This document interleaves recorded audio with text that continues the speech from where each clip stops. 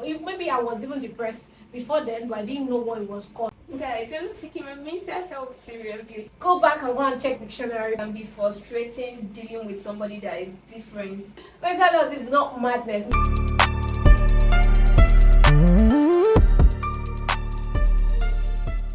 Hey loved ones, welcome back to my YouTube channel. So if this is your first time on my channel, do well to click on the subscribe button, and just like that, you're the latest loved one of mine. So it's been a while. We had one of these episodes where we talk about things that is relating to young adults, especially in the 20s and maybe early 30s as well. So we are navigating mental health on this episode, and I have with me in the studio somebody very special, and I will leave her to do the proper introduction herself. Can we meet you, ma?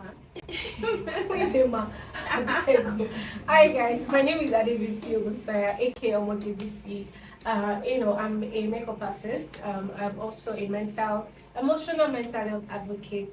I also do HR as a 9 to 5, and I'm also kind of like an entrepreneur. I own a studio renting facility for content creators and the likes. So yeah, I like to call myself a multi-dimensional, multifaceted person, and it's something I really find interesting and I really enjoy. So yeah, that's about me. Thanks.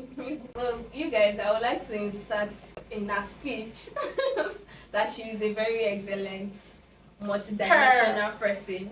She's excellent. When you see her, she puts in a whole. Like, you guys, by the way, this studio, you guys should come and rent a session. An hour session. We're here for you guys. Hours. You can even rent the whole day. It's fine as long as they have the Thanks. money. Thanks. You mentioned that you are a mental health advocate. Yes. Can you please tell us how it has been in Nigeria, and when did it even start? Like, just a little backstory. Interesting. Thank you for the question. So, I thank God for the fact that mental health started gaining prominence after COVID. I think post-COVID, we had a lot of them. I think there was a number of awareness when it comes to mental health, because COVID, the time of COVID really tested people's mental health, and there was a need to, for there to be more awareness. So, post-COVID, a lot of things came up or came to light, and I think for me, why I started calling myself how the journey started for me was having experienced something that was really mentally exhausting or mentally challenging for me. And I think that was during my NYC, which was in 2020, which was, COVID era. And it kind of really just messed me up and messed my perspective. But I was actually getting to know that there was a different aspect, or a different field, which is mental health, that teaches you coping strategies to to navigate challenges as an adult. And actually that experience was my first negative experience leaving university. So it was something that really taught me a lot of coping mechanisms, strategies, a lot of awareness about something that I'd never thought about. I never thought about being depressed, or maybe I was even depressed before then, but I didn't know what it was called. But it really just opened me up to it. So yeah, I think that's pretty much how I started off as a mental health advocate. That was quite interesting and insightful. I would want to talk about the stigma around mental health conditions, because when people hear mental health like this, they're like, this person is mad, this person is crazy. So there is some sort of stigma around mental health, and people don't even know the diagnosis. They don't even know if they need help. They don't know where the red line is. They don't even know anything. So what do you suggest? What do you suggest can be done to improve and reduce stigma, improve interaction around mental health, just to create that safe space for people? Yeah, I think if today you still think mental health is madness, I feel like you need to please go back and go and check dictionary, please. Mental health is not madness. Mental health is a state of well-being. It's like a definition. Mental health meaning the health of your being, the health of your mind, your emotions, where you are, your head space.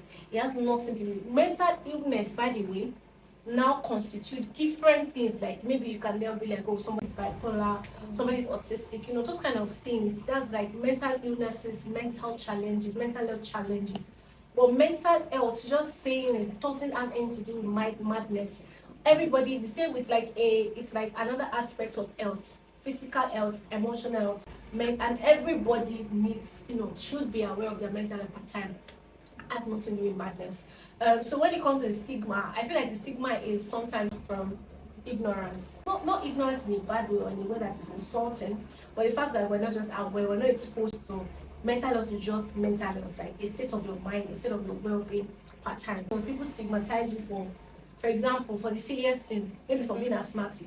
And the basis of the stigma is because maybe they're just afraid. Or what the basis of stigma is not it's not worthy, solid. It's not solid, it's unfounded, you get it. So it's just empty. However, when it now comes to mental illnesses or mental health challenges now, that there's a stigma attached to that, which is understandable really, especially in this part of the world. And probably how to navigate, that kind of stigma.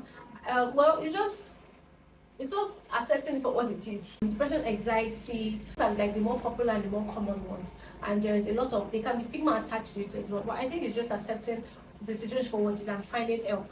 Because if you stigmatize yourself as well, you can't be able to find help. So it's to your benefit that you address issues that when they come up, whatever illnesses or mental health challenges you have, it's important that you bypass it. In case maybe you have maybe something like clinical depression and it's very serious, you can't, because of stigma or psychosis or ADHD or bipolar disorder, you can't, because of stigma, you don't keep quiet and the situation persists till you clock 60 years old, right? So you have to, I think that's my advice to you, how to get stigma, especially in this because Nigeria is a very conservative society. Yeah. So it's still going to, people would, people are people, so we just have to move past it and make sure you find out. About the stigmatization with people, what if we get more forums and maybe situations just to enlighten people more?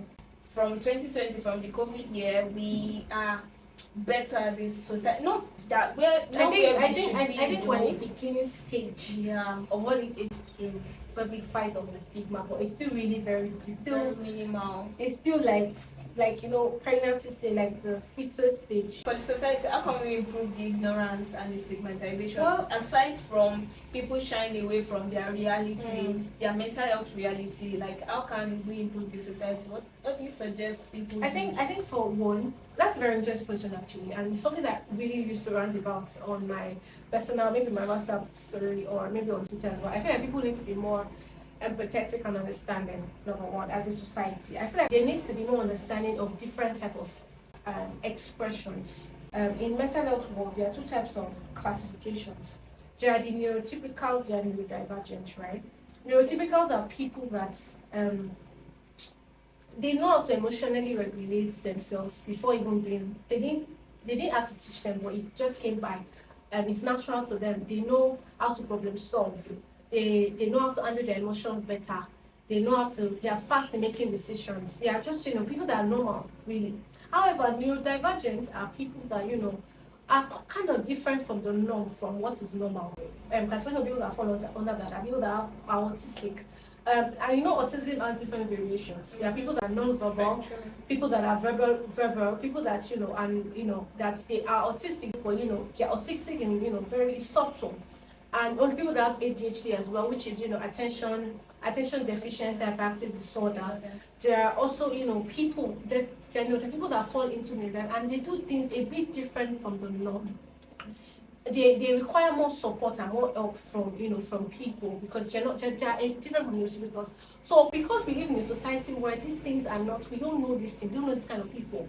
We kind of we're so quick to judge sometimes. When it might be somebody that takes their time to do a particular thing, right? Yeah. And because the person takes their time, this person is maybe that bit slower than the other person, who is very fast and all of that. We kind of would judge the other person that automatically is what they do. Sorry. This person have 2 years. Yes, that you're too slow. You're too, you say you're olodomie. And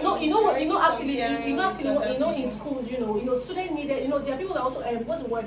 That dyslexic or dyslexic or just sorry, I can't really pronounce it well. Yeah, dyslexia. Thank you. That's the word. And they take time to learn. They take time to come into to know how to read and write than most of their peers, and that's also people that follow neurodivergency. So imagine in a case where as a child you're in school, your teacher is judging you, you are being met with stricter punishment, beating, abuse and all of that just because you're not talking. And it's like I think society needs to know that there are different expressions of people. That's what I'm trying to say. In the sense that we should be understanding. Sometimes we might not understand things, but give grace to other people. Like, create space for people, create a space for people coming to themselves. We are not the same. We can't be the same. So if you find somebody in your corner that is different from the norm or different from, typical people, just give grace. And rather than judge people and then spread, biases and being a voice of bias and being a voice of condemnation and negativity, it's just, I think it's better to just keep quiet. It's and if you really must stop, you should learn and constructive criticism and share constructive criticism, but it's not from pointing finger or black and white, this person is totally bad. We all have, people's actions are not the problem. The way people think or their perspective and mindset is the core issue. Perspective and mindset can be defined by our personality, our nature, how we see the world. However, the mindset and perspective are also defined by our personal experiences, our makeup. So, for example, somebody that is hyper, their perspective when it comes to conflict resolution is to be hyper, because it's formed by their personality. So they already old personality mindset, like, if anybody gives me 1, I'll give you 10. They are ready. So it's because of the way they are that now formed their mindset and their perspective. Then you now see them acting out like giving you goosebumps. So I feel like we need to be more understanding of everyone, be more empathetic. If you don't know anything, it's fine. It's fine to not know, but then your lack of not knowing or your lack of awareness should not make you an ungrateful person and an unkind person. So that was actually insightful and profound. Thank you so much for that. All right, so I want to extend this a little bit. We've seen that people can be ignorant, and in case you are so curious and you cannot really hold yourself, just learn. At least it's better to speak from a point of intelligence and a point of knowledge. Like you already know about it. Not that you are just speaking and be like, oh, this person is just a crazy person. This person is just a dunce. This person is just an idiot. Or rather than using those phrases, it's okay to be like, just have a message. Maybe this person is just different than I am. That's even more palatable, better to word than for you to just outrightly then begin this thing eventually gets to them and it further worsens their symptoms. So if you are saying somebody is just weird and you keep on you are solidifying that narrative in their head and in their lifestyle. Yes. So it's all. And I think sometimes most people actually have issues with being understanding is because sometimes people use that as an excuse to be like, because of my, like what you mentioned earlier, because of my mental health. So there's a lot of bad behavior, but it doesn't mean that we cannot be assertive. So even if we want the society to be better by being more empathetic and being understanding and creating spaces for people to be and giving people grace while at it, then also it also needs to be balanced with assertiveness. Assertiveness is not aggression. Assertiveness is not rudeness. Assertiveness is direct communication. For example, because somebody might be, maybe for example, people that have ADHD tend to be more forgetful.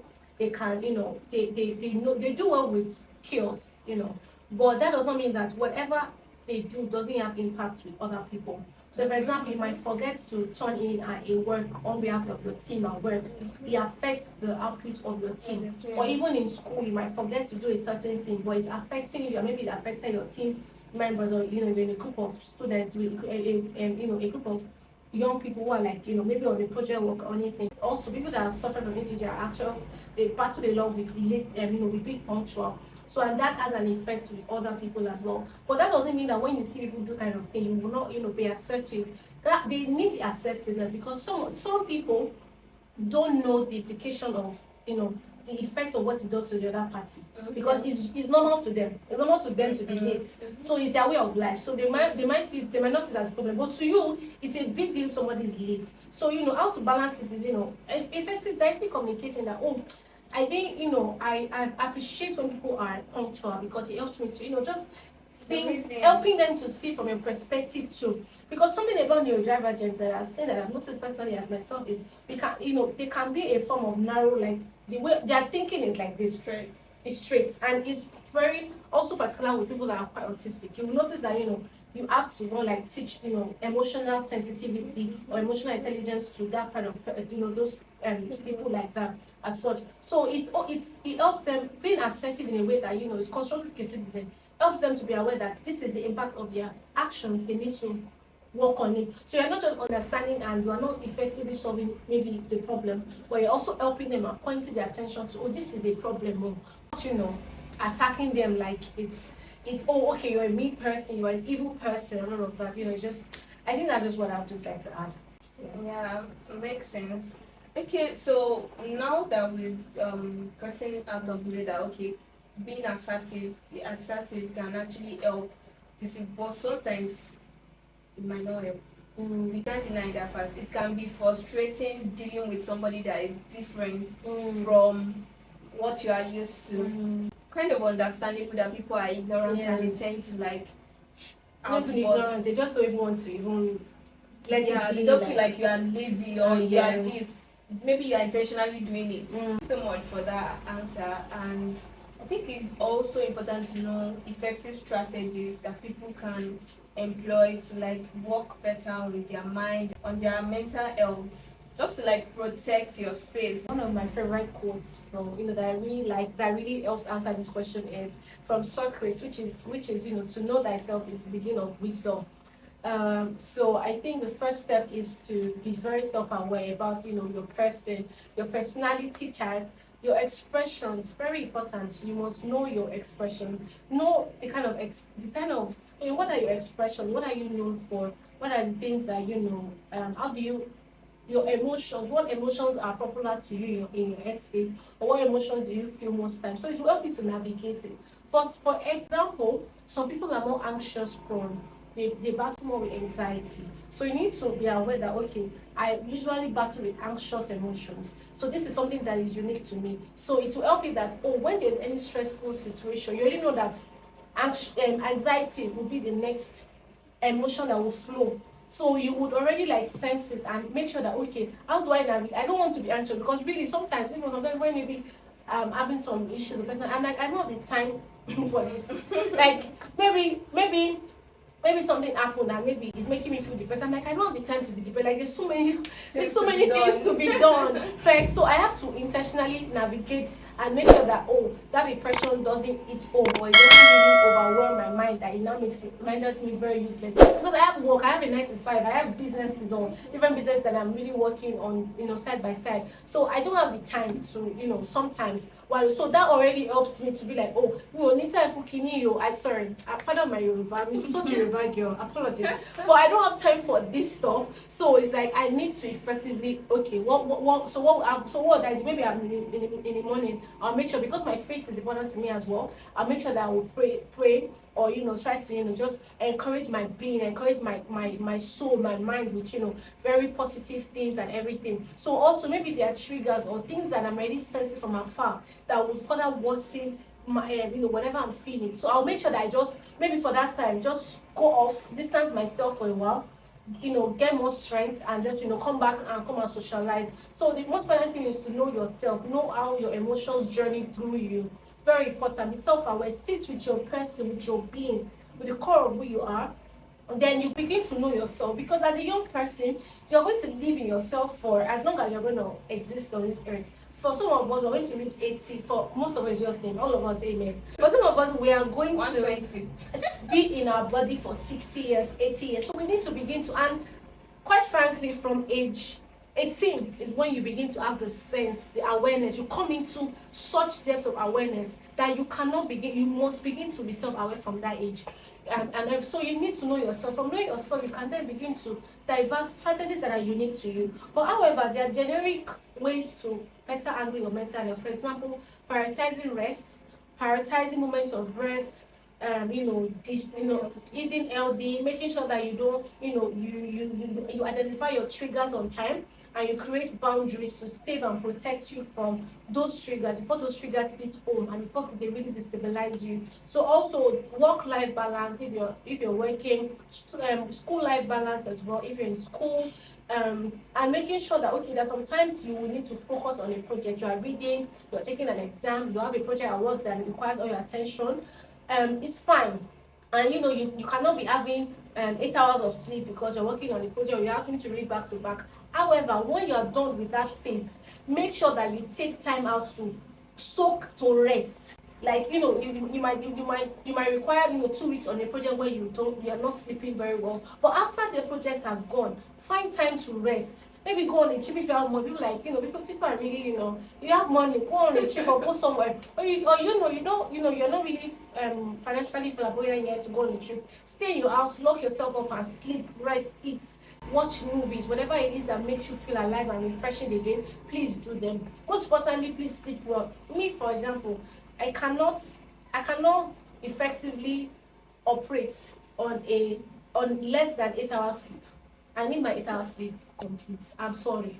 Because once I don't sleep well for 8 hours, I wake up with a banging headache the next day, and it really spoils my mood. It really does, some ways, the way I know that I will have mood swing is when I don't sleep well. Automatic, I will have mood swing the next day. So you need to be able to sleep well, eat well, exercise healthy. Sometimes when you go to the gym, because you are so focused on your set and your rep, you just forget. Gym is like, it totally shuts you off sometimes from your problem. So you're focused on finishing this rep, finishing this set, finishing this Bulgarian squats, or finishing this sumo squats, or finishing something. You are focused on that, and for a while you're not thinking about life problem or so much. Your problems are not really overwhelming. You're just focusing on who sent me here. Maybe it's different or who sent me. Have I eaten today? It allows you to just be within yourself. So please exercise more, go to the gym more, and have good friends, supportive circle, people that in their presence you're able to just be free, feel alive. And most importantly is emotional regulation. I think I'll end this. It's not the last, and it's not the last because it's less important. It's very important.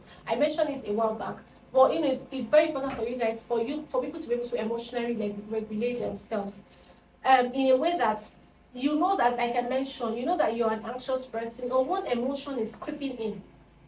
It's like you're going to, it's like having a stone or a block and you just want to pass it. That sometimes when it's like, because life is so challenging, we're never in a perfect state. Sometimes, right, we always have something to complain about. There's always something to complain about. So you always must, at any time there's any negative emotion or negative energy, sometimes it's for you to highlight it in your mind. For example, I mentioned that, I didn't used to, when I don't sleep well, I wake up cranky. And sometimes I actually have to start thinking that I have to pinpoint and highlight that energy. I mean, like, what that emotion, why am I waking up with such crankiness? Like, what's the problem? That's how I got to know that I needed to be sleeping more. That's why I was waking up cranky. So just navigating yourself, like regulating, like, this emotion is pulling you here, or it wants you to come to this depressed zone. So it's like you will not be like, this is what is going on. So it's like you're dragging yourself out and be like, no, let's go here. We're not going here. This depression is entering, making me move here. But I don't have time for this year. So you can't like move yourself out. Later you find time, you relax, you sit with yourself again, sit with your emotions again. It's like you're carrying yourself internally that this is not the state of mind I want to be in. I want to drag myself out. Sometimes like your life is okay, but you just have this sudden heaviness, and it's like you're just overwhelmed. And it's like, why am I feeling overwhelmed? What's going on? What did I do? I can't. This overwhelming is not going to pay me now. Let me drag myself out of it. And so emotional regulation is a lot. It's very multifaceted. It's a lot of layers, and it's a journey on its own. So emotional regulation is not necessarily suppressing what you're feeling. It's not suppressing and putting under the rug. You are bringing it to light. Okay. Like it's like let's say this place is dark, and it's like it has been dark. It's normal to you. Maybe it's normal to you. All of a sudden, you find out that there's a switch that works, and you on it. It's like you bring light to that emotion. You catch it. One I mentioned, for me to be waking up and I'm angry, it's not normal. And before it was normal to me, like, what's there? That's how I am. That's how it is. I used to wake up and I'm angry. I'm not a morning person, so just leave me alone. But that's end of conclusion. End of period. But I have to be like, and I think I got that feedback from my brother, and he was like, you're always waking up as if you're fighting with us. I'm like, no, I didn't think I was fighting. I'm just not a morning person. But my energy was like, I'm fighting with everybody in the house. Apologies. But so it was or not, yes. But it was me, I lighting it and saying, why? Because I would have just, be defensive and just water the way and put it on the road. I'm like, I beg, that's how I am. I just put on the road. But, I put like, why is it this way? It is not taking notes of taking notes of that feedback. You know how sometimes you might be on your period and you are cranky. I know that period comes, so it comes, Yeah, but it does. sometimes I don't always have to be this way. Yeah. So, and especially maybe you're working in a customer service facing or something, you cannot always be cranky, right? So you have to pull yourself out and be like, no. I understand it, but I'll drag myself out. It's like I really, I wish I could succinctly describe it. Let's try to create an illustration like you just hit your hand on something and Yeah. it is so painful, but you are in front of Thank somewhere you, that you that's have to be it. composed. Okay, so I think we should stop this video at this point because it's already getting lengthy. As I still want you to stay tuned to my channel because we have more questions to like unravel. They are even more juicier than what we've been saying so far.